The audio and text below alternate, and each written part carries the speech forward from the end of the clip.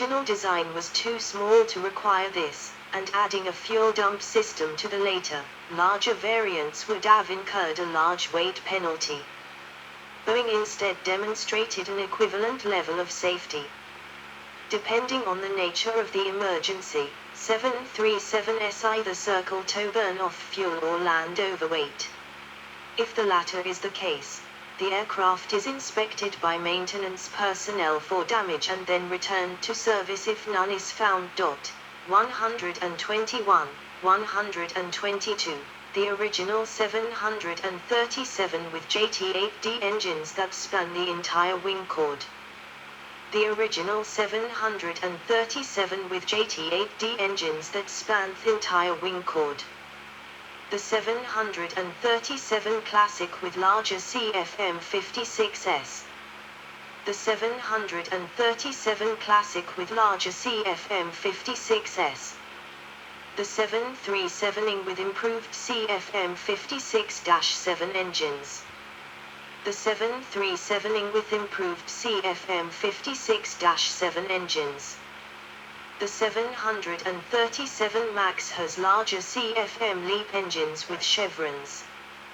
The 737 MAX has larger CFM LEAP engines with chevrons. Engines on the 737 Classic Series, -300, -400, -500, and Next Generation Series, -600, -700, -800, -900, do not have circular inlets like most aircraft but rather a planform on the lower side, which has been dictated largely by the need to accommodate ever larger engine diameters.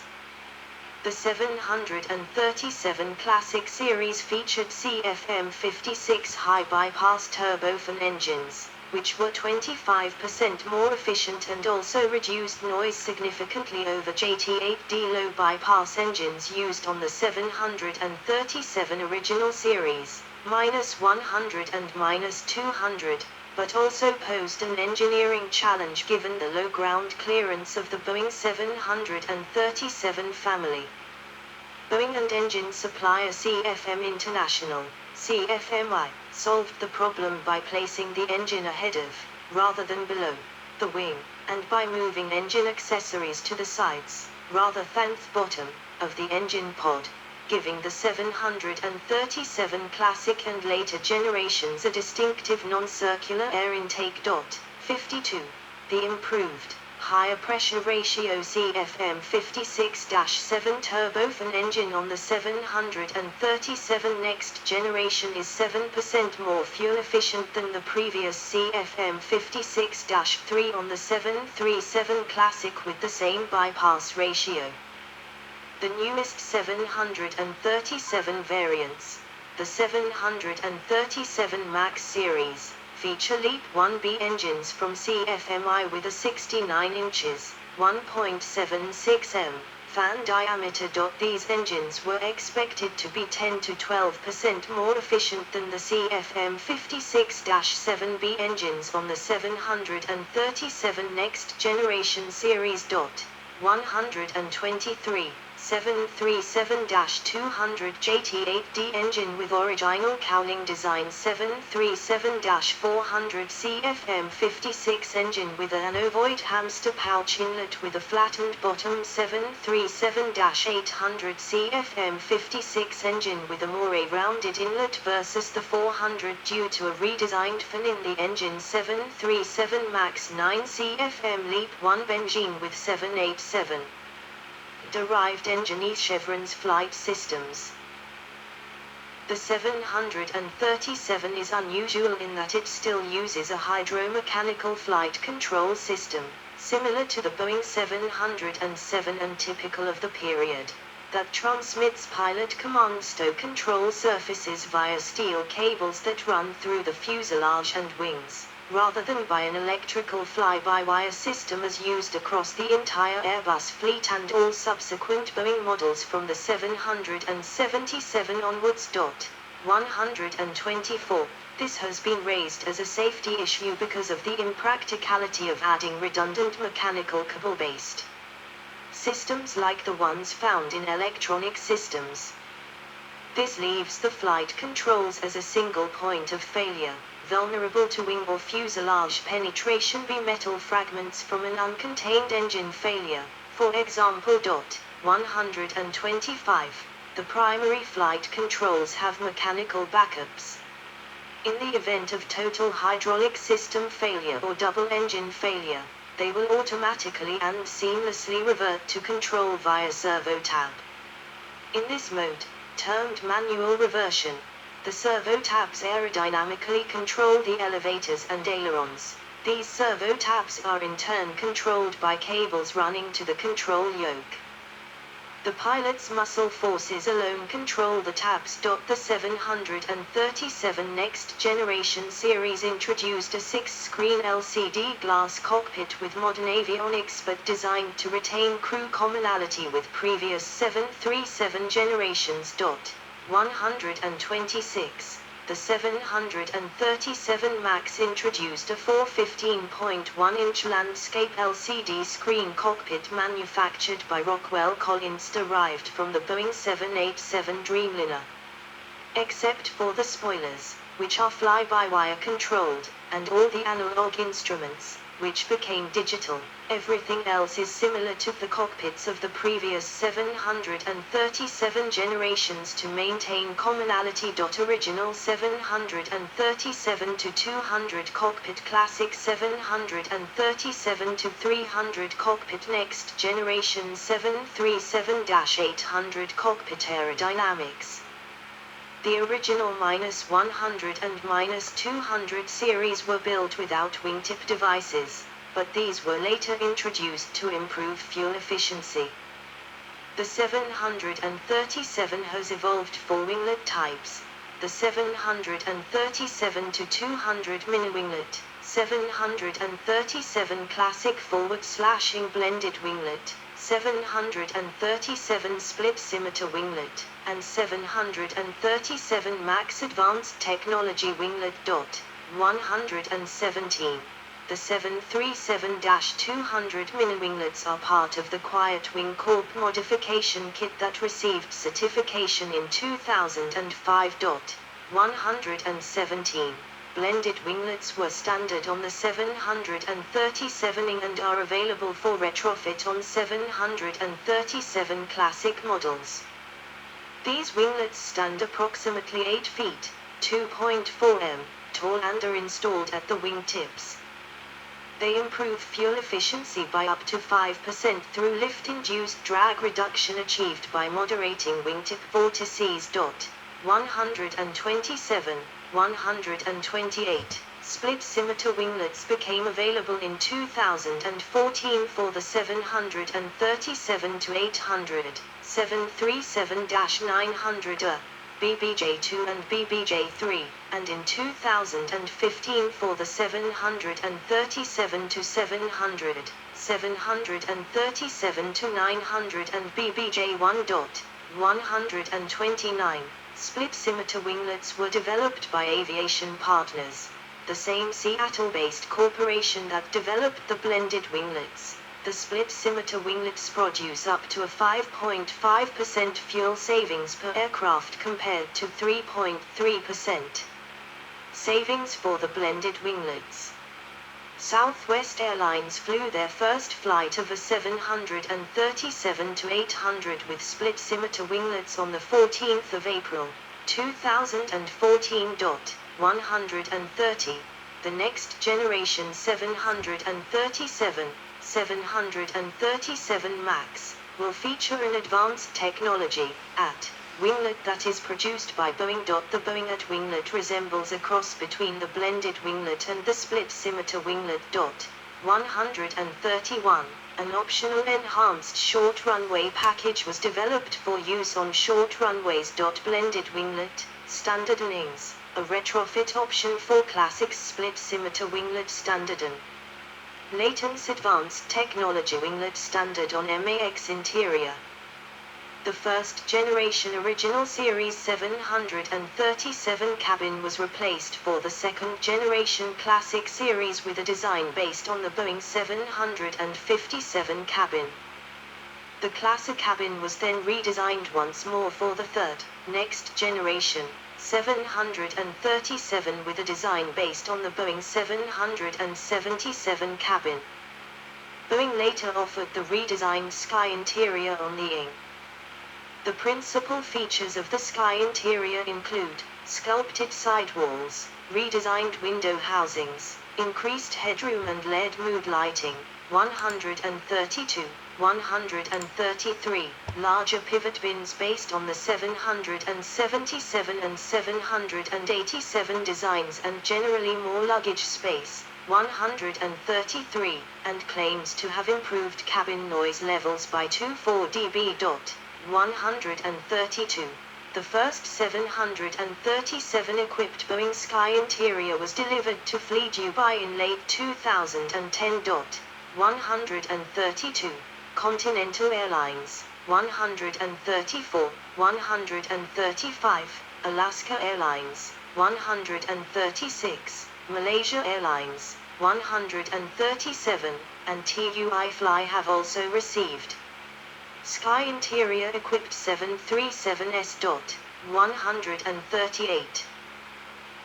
737 classic interior in 3-3 economy class layout. Boeing 737 ING standard interior with curved panels. Boeing 737 ING Sky interior with pivot bins and LED lighting. Other variants. 737 AEW and C. The Boeing 737 AEW and C is an airborne early warning and control version of the 737-700. The Boeing 737 AEW and C is a 737-700 IGW roughly similar to the 737-700. This is an airborne early warning and control, AEW and C, version of the 737 ING. Australia is the first customer, as Project Wedgetail, followed by Turkey and South Korea. T43/CT43A. The T-43 was a 737-200 used by the United States Air Force to train navigators. The T-43 was a 737-200 modified for use by the United States Air Force for training navigators, now known as USAF Combat Systems Officers. Informally referred to as the Gator, an abbreviation of Navigator, and Flying Classroom. 19 of these aircraft were delivered to the Air Training Command at Mather AFB, California during 1973 and 1974. 2 additional aircraft were delivered to the Colorado Air National Guard at Buckley ANGB, later Buckley AFB, and Peterson AFB, Colorado, in direct support of cadet air navigation training at the nearby U.S. Air Force Academy. 2 T-43s were later converted to CT-43s, similar to the CT-40 Clipper below, in the early 1990s and transferred to Air Mobility Command and United States Air Forces in Europe, respectively, as executive transports. A third aircraft was also transferred to Air Force Materiel Command for use as a radar testbed aircraft and was redesignated as an NT-43A. The T-43 was retired by the Air Education and Training Command in 2010 after 37 years of service. 139, C-40 Clipper. The Boeing C-40 Clipper is a military version of the 737-700C. The Boeing C-40 Clipper is a military version of the 737-700C. It is used by both the United States Navy and the United States Air Force, and has been ordered by the United States Marine Corps. 140. Technically, only the Navy C-40A variant is named Clipper, whereas the USAF C-40B/C variants are officially unnamed. P-8 Poseidon. The P-8 Poseidon is a 737-800 variant for anti-submarine warfare, anti-surface warfare, and shipping interdiction. The P-8 Poseidon developed for the United States Navy by Boeing Defense, Space and Security, based on the next generation 737-800ERX. The P-8 can be operated in the anti-submarine warfare, ASW, anti-surface warfare, ASA, and ship interdiction roles. It is armed with torpedoes, harpoon anti-ship missiles and other weapons, and is able to drop and monitor sonobuoys, as well as operate in conjunction with other assets such as the Northrop Grumman MQ-4C Triton Maritime Surveillance Unmanned Aerial Vehicle, UAV. Boeing Business Jet, BBJ. BBJ cabin example. In the late 1980s, Boeing marketed the 77-33 jet, a business jet version of the 737-300.141. The name was short-lived. After the introduction of the next generation series, Boeing introduced the Boeing Business Jet, BBJ, series. The BBJ-1 was similar in dimensions to the 737-700 but had additional features, including stronger wings and landing gear from the 737-800, and had increased range over the other 737 models through the use of extra fuel tanks. The first BBJ rolled out on the 11th of August, 1998, and flew for the first time on September 4.142. On the 11th of October, 1999, Boeing launched the BBJ-2. Based on the 737-800, it is 19 feet 2 inches, 5.84 m, longer than the BBJ-1 with 25% more cabin space and twice the baggage space, but has slightly reduced range. It is also fitted with auxiliary belly fuel tanks and winglets. The first BBJ-2 was delivered on the 28th of February, 2001. 142. Boeing's BBJ-3 is based on the 737-900. The BBJ-3 has 1,120 square feet, 104 square meters, of floor space, 35% more interior space and 89% more luggage space than the BBJ-2. It has an auxiliary fuel system, giving it a range of up to 4,725 nautical miles, 8,751 kilometers, and a head-up display. Boeing completed the first example in August 2008. This aircraft's cabin is pressurized to a simulated 6,500 foot, 2,000 m, altitude. 143, 144, Boeing Converted Freighter Program. The Boeing Converted Freighter Program, BCF, or the 737-800 BCF program, was launched by Boeing in 2016. It converts old 737-800 passenger jets to dedicated freighters. 145. The first 737-800 BCF was delivered in 2018 to JCAS, which is leased to East Atlantic. 146. Boeing has signed an agreement with Chinese YTO Cargo Airlines to provide the airline with 737-800 BCF spending a planned program launch. 147. Experimental. 737 aircraft have been used in Boeing test programs. In 2012, a new 737-800 bound for American Airlines became the first Echo demonstrator airframe in a program that continues annually into the 2020s. In conjunction with many industry partners, the program aims to reduce the environmental impact of aviation. In 2012 it tested the winglets which would eventually be used in the 737 MAX series. 148. Testing also included a variable area exhaust nozzle, regenerative hydrogen fuel cells for electrical power, and sustainable aviation fuel, SAF.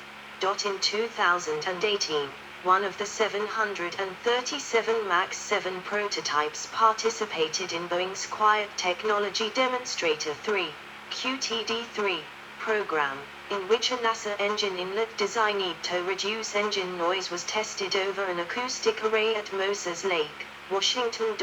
149, a 737